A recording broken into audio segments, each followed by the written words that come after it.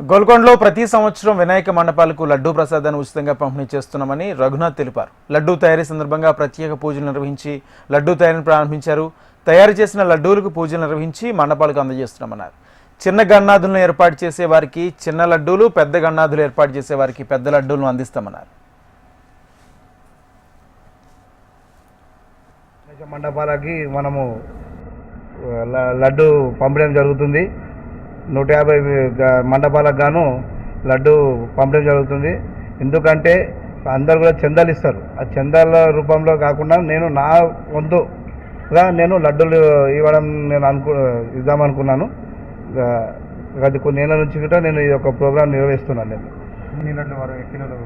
సుమారు 150 లడ్లు ఉంటాయండి. ఒక్కొక్క లడ్డు వచ్చేసి 1 kg నుంచి 21 kg వరకు ఉంటుంది.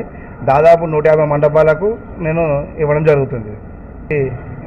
ఆవు నెయ్యి, చక్కెర, మరి శనగపిండి, మళ్ళీ కాజు, బాదాం, మళ్ళీ కిష్మిష్ ఇవన్నీ వేసి మేము లడ్డూలు తయారు చేయడం జరుగుతుంది. దాదాపు 10 days కూడా ఎటువంటి ఖరాబ్ కాకుండా దాన్ని చేయడం జరుగుతుందండి. ఎంత టైం పడుతుంది?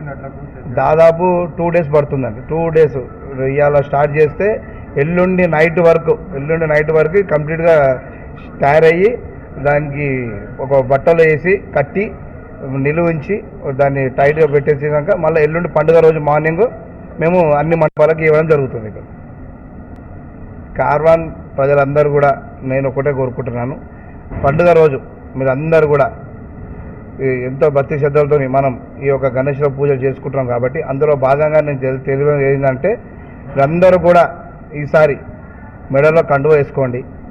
మెడలో కండువ వేసుకొని చెప్పులు వేసుకోకండి.